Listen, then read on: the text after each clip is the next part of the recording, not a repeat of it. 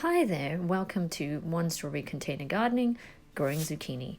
There's nothing quite as tantalizing as delicious as a grown zucchini plant, shiny and green and something that you've picked from your own garden. So how to grow them? First start with a seed tray with good drainage holes, a drip tray and a cover. Read your zucchini seed package very carefully. It gives you tips on when to grow, how deep you need to grow the seed depth, and also how long it's going to take to germinate. It also has an idea of how big the fruit will grow and what is the best time for planting. Use your potting mix. Put the potting mix into the seed tray.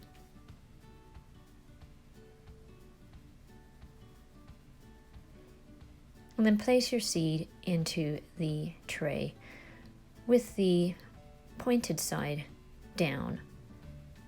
And put the seed the same depth as its actual length before covering it with soil and then watering it in. Don't forget to label your seeds. When you're planting a lot of different seeds, it's easy to forget which seed is what. So label it with the date that you planted the seed on. Zucchini seeds grow fast, and these are the ones that I planted in March. They were leggy, and as you can see, I had to support them with stakes, but we'll get to that in a bit more detail later. Some of the things I learned with growing zucchini is you don't necessarily need to stake them once they get into their actual growing pot. I used a tomato cage with my first one, and it was interesting because I likely didn't need to.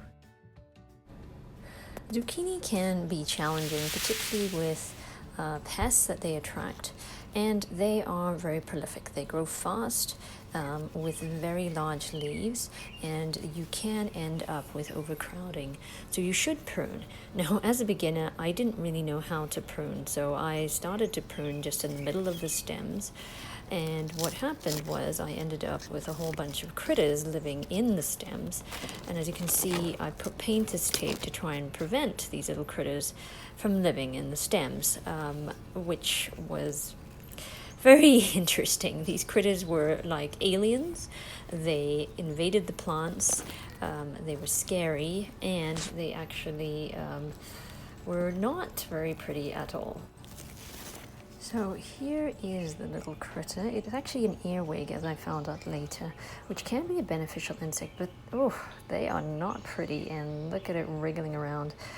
They can eat aphids, but they can also eat your plants, so they're kind of a quasi-good, quasi-bad insect. So the key with looking after your plants is to inspect them regularly. Look for holes, eggs, signs of disease, and you can prevent it through many different ways, but the key, as I say, is keep checking your plants, and you can then actually water these aphids off or spray an insecticidal soap on them to prevent insects.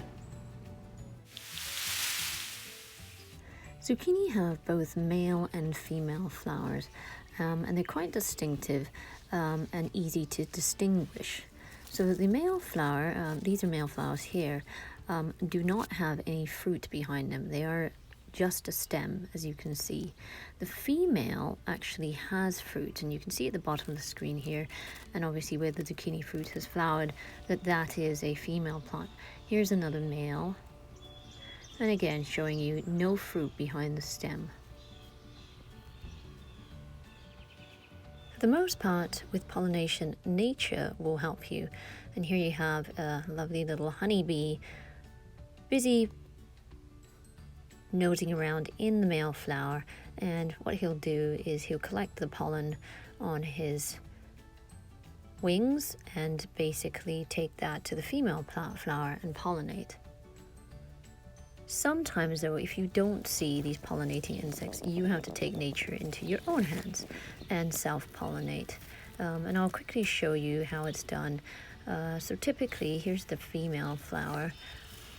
You can see it's flowered in the morning, and that's the best time to do this. And the best time that the flowers are actually open is in the morning. So here's the male flower. Take a earbud or a small paintbrush like I have here, lightly brush the stamen, collect the pollen as you can see here, and then just again gently brush that against the female flower inside area, and voila, you have fruit. No, obviously it's not instantaneous, but if you don't do the pollination and you don't see the pollinating insects, the fruit will just die on the stem and you will unfortunately not get any zucchini.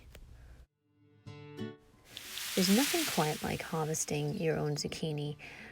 They grow fast, so keep an eye on them, check them daily, because the fruit can grow within a day. And the key to zucchini is pick the fruit when it's younger. When it is too big, it can be very fibrous and not as tasty. Now, I use a garden shear to harvest. I actually tried what I had been reading about, where you just pull the fruit out and twist it. But what ended happening is I ruined the fruit, the vegetable, when I pulled it out. So now I'm using garden shears, so cut it right at the base there, give it a little twist and pull. Sometimes it's a little bit trickier, and you can go back in just to make that cut a little bit deeper. And then just a twist, pull, and here is your zucchini. It's a great vegetable, it's a great plant. Everything about the zucchini is edible. You can eat the leaves, you can eat the flowers. I tried that for the first time, and I'm going to include some recipes and links below so that you can try it, because it really is an amazing vegetable. You can use it in muffins, stir fries, zucchini bread. As I mentioned, the flowers, here it is in this light batter, which was absolutely delicious. And it is just a vegetable that keeps on growing and giving. Happy gardening. Thank you.